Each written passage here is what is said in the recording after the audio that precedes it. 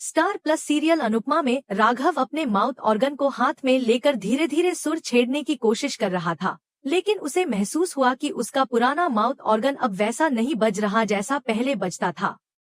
उसी समय अनुपमा उसकी तरफ मुस्कुराते हुए आती है और उसे एक छोटा सा गिफ्ट बॉक्स थमाती है। राघव हैरान होता है और कहता है कि उसे गिफ्ट लेना अच्छा नहीं लगता क्योंकि वह इस तरह की चीजों का आदी नहीं है। अनुपमा मुस्कुराते हुए कहती है कि वह खुद एक कलाकार है और संगीत की अहमियत को अच्छे से समझती है, इसीलिए वह चाहती है कि यह माउथ ऑर्गन राघव के पास हो। जब राघव बॉक्स खोलता है तो उसकी आंखों में एक चमक आ जाती है। वह देखता है कि यह एक नया चमचमाता हुआ माउथ ऑर्गन है जिसे अनुपमा ने अपने लिए खरीदा था, लेकिन अब वह राघव को दे रही है। अनुपमा राघव से कहती है कि वह उससे माउथ ऑर्गन बजाना सीखना चाहती है। राघव मुस्कुराता है और कहता है कि वह सिखा देगा, लेकिन उसकी एक शर्त है, अनुपमा उसे डांस सिखाए। अनुपमा यह शर्त खुशी खुशी मान जाती है और दोनों अगले दिन से प्रैक्टिस शुरू करने का फैसला करते हैं। अनुपमा राघव से माउथ ऑर्गन बजाने को कहती है और जैसे ही वह बजाना शुरू करता है, उसकी धुन सुनकर अनुपमा भावुक हो जाती है। उस मधुर धुन के साथ अनुपमा की आंखों में पुराने दृश्य तैरने लगते हैं, माही की बातें, उसके साथ बिताए पल और उन सबके बीच उसकी उलझने। राघव तुरंत समझ जाता है कि अनुपमा किसी गहरी सोच में डूबी हुई है। वह उससे पूछता है कि वह इतनी परेशान क्यों है। अनुपमा खुलकर बताती है कि वह माही और राही के बीच फंसी हुई है, उसे समझ नहीं आता कि किसका साथ दे। वह यह भी कहती है कि मोतीबा को हमेशा लगता है कि वही गलत है और इस सब ने उसकी मानसिक स्थिति को बहुत ही जटिल बना दिया है। राघव उसे आंखें बंद करके कुछ पल शांति से बैठने की सलाह देता है और फिर खुद माउथ ऑर्गन बजाने लगता है। अनुपमा धीरे धीरे उसकी धुन में खो जाती है और कुछ समय के लिए अपने दुखों को भूल जाती है। इस दौरान सोसाइटी के कुछ लोग, जो हमेशा दूसरों की जिंदगी में ताकझांक करते रहते हैं, अनुपमा और राघव के बारे में अफवाहें उड़ाने लगते हैं। वे कहते हैं कि अनुपमा शायद तीसरी शादी की तैयारी कर रही है। इस तरह की बातें हवा में उड़ने लगती हैं, लेकिन अनुपमा को इसकी परवाह नहीं होती। वह घर लौटती है और ठान लेती है कि अब वह माउथ ऑर्गन बजाना जरूर सीखेगी। घर पहुंचते ही राही उससे बात करना चाहती है। अनुपमा थोड़ा चिढ़कर कहती है कि जब तुझे बात करनी ही नहीं थी तो अब क्यों? राही गंभीर होकर कहती है कि उसे कुछ जरूरी बात करनी है। अनुपमा थकी हुई सी कहती है कि जल्दी कहो, वह आराम करना चाहती है। तब राही गुस्से से उसे घूरते हुए कहती है कि किसी भी बेटी को यह अच्छा नहीं लगता कि उसकी माँ किसी पराये आदमी के साथ रहे। यह सुनकर अनुपमा स्तब्ध रह जाती है। उसे समझ नहीं आता कि वह राही को कैसे समझाए। उधर राघव अपने मन में सोचता है कि जिंदगी ने उसे सिर्फ दर्द ही दिए हैं, लेकिन अनुपमा की दोस्ती उसके लिए किसी वरदान से कम नहीं है। वह प्रार्थना करता है कि यह रिश्ता यूं ही बना रहे।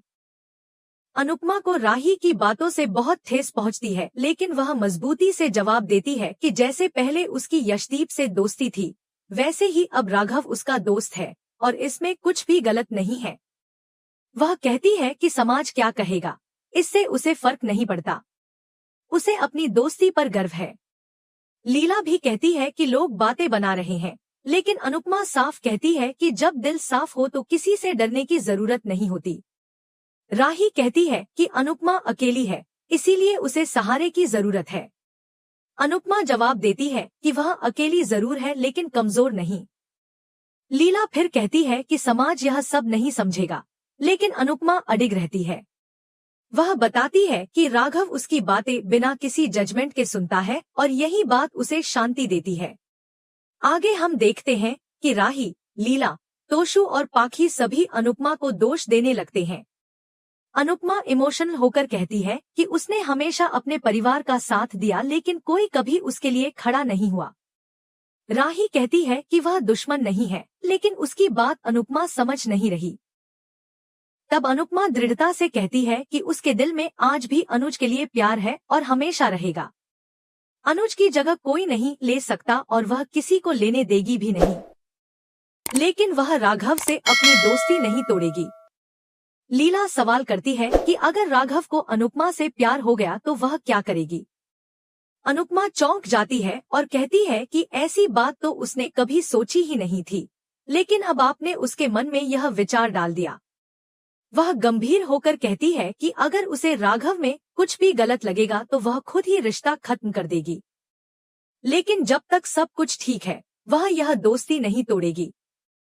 अंत में अनुपमा सबको साफ साफ बता देती है कि राघव के साथ होने पर उसे एक ऐसी शांति महसूस होती है जो शाह हाउस में किसी से नहीं मिली। जब राही उस पर भरोसा नहीं कर पाती तो अनुपमा कहती है कि अगर उसे राघव पर भरोसा नहीं है तो कम से कम अपनी माँ पर तो विश्वास रखो। वह आत्मविश्वास से कहती है कि उसे अपनी दोस्ती पर कोई शम नहीं बल्कि गर्व है। अनुपमा की आंखों में आंसू थे लेकिन स्वर में दृढ़ता थी जब उसने सबके सामने कहा कि उसने कभी जानबूझकर कुछ गलत नहीं किया, और अगर अनजाने में कोई गलती हो भी गई हो तो वो सबसे पहले खुद अपनी नजरों में गिर जाएगी। यह कहते हुए वो वहां से चुपचाप चली जाती है और राही भी बिना कुछ कहे उसके पीछे पीछे चली जाती है। लीला वहीं खड़ी रह जाती है, अपनी चेतावनी दोहराते हुए कहती है कि जब तक अनुपमा को हकीकत समझ में आएगी तब तक बहुत देर हो चुकी होगी। इसी बीच कहानी एक नए मोड़ पर जाती है, जहां राजा अपने हाथ में गिटार लिए बेसुरी आवाज में गा रहा होता है। बादशाह जो कि उसका दोस्त है वीडियो रिकॉर्ड कर रहा होता है, लेकिन कुछ ही देर बाद वह थक हार कर कहता है कि वह वीडियो बनाना बंद कर दे, उसे नींद आ रही है। राजा उससे कहता है कि यह वीडियो वह ईशानी को भेजेगा ताकि वह इम्प्रेस हो जाए। बादशाह मजबूरी में वीडियो रिकॉर्ड करता है, लेकिन उसकी झुंझलाहट साफ झलकती है। उसी समय अनिल आते हैं और गार्ड्स पर चिल्लाते हैं कि इतनी रात को कौन शोर मचा रहा है। जब वह राजा को देखते हैं तो हाथ जोड़कर कहते हैं कि वह भी बाकी दुनिया की तरह वायरल वीडियो बनाने की कोशिश में न पड़े और उनकी नींद खराब न करे। बादशाह भी अनिल की बात से सहमति जताते हुए वहां से चला जाता है और राजा अकेले ही वीडियो बनाने का निर्णय लेता है। दूसरी तरफ राही को प्रेम द्वारा लाया गया केक नजर आता है। प्रेम उसे खिलाने आता है और कहता है कि आज झगड़े न करें, आज का दिन केवल एक मीठे पल के लिए रखें। राही मुस्कुराकर उसकी बात मान लेती है और दोनों कुछ पल साथ बिताते हैं, जिनमें थोड़ी सी राहत और सुकून छिपा होता है। उधर अनुपमा माउथ ऑर्गन बजाने की कोशिश कर रही होती है, लेकिन सफल नहीं हो पाती। वह फिर से प्रयास करती है, तभी कोई दरवाजा खटखटाता है। वह हैरानी से पूछती है कि कौन है, तभी बाहर से किसी लड़की की सिसकियों की आवाज आती है। दरवाजा खोलने पर अनुपमा देखती है कि वह प्रार्थना है, जो डरी हुई और रोती हुई होती है। अनुपमा उसे गले लगा लेती है और घर के अंदर ले आती है। वह सभी को बुलाती है और सब उसे देखकर स्तब्ध रह जाते हैं। अंश तुरंत पूछता है कि इतनी रात को वह इस हालत में कैसे पहुंची, लेकिन प्रार्थना डर के मारे कुछ नहीं कहती। अनुपमा उसे बैठाकर पानी देती है और उसे शांत करने की कोशिश करती है। इसी दौरान लीला रोकने की कोशिश करती है और कहती है कि कोठारी परिवार पहले ही हमसे नाराज है और अगर प्रार्थना को हमने अपने घर में जगह दी तो वे हमें ही दोषी ठहराएंगे। पाखी और तोशु भी लीला की बातों से सहमत नजर आते हैं, लेकिन अनुपमा एक बार फिर अपनी अंतरात्मा की आवाज सुनती है और सबकी बातों को नजरअंदाज करते हुए प्रार्थना को घर में रखती है। लीला यह कहती हुई वहां से हटती है कि अनुपमा की यह आदत एक दिन पूरे परिवार को मुसीबत में डाल देगी। अनुपमा बिना किसी डर के प्रार्थना का साथ देती है, जैसे हमेशा देती आई है। सीन कट होता है और हम अगली सुबह के अपकमिंग प्रोमो में देखते हैं, जहां गौतम बेहद परेशान नजर आता है। वह प्राग से कहता है कि उसे समझ नहीं आता कि उसके प्यार में क्या कमी रह गई कि प्रार्थना उसे छोड़कर चली गई। प्राग पूछता है कि क्या उनके बीच कोई लड़ाई हुई थी। गौतम जवाब देता है कि उसने बस इतना कहा था कि वह पिता बनना चाहता है, क्या यह गलत है? तभी वहां अनुपमा प्रार्थना को लेकर आती है और गुस्से में कहती है कि इतना बड़ा झूठ उसने आज तक नहीं सुना। सभी चौंक जाते हैं और गौतम प्रार्थना को मनाने की कोशिश करता है, लेकिन प्रार्थना उसे धक्का देते हुए कहती है कि वह अब और कुछ नहीं चाहती, सिर्फ उससे आजादी चाहिए और तलाक चाहिए। अनुपमा भी गुस्से में बोल पड़ती है कि मां बनने से पहले एक औरत को पत्नी होने का सम्मान मिलना चाहिए। वह गौतम से पूछती है कि क्या उसने प्रार्थना को कभी पत्नी का दर्जा दिया।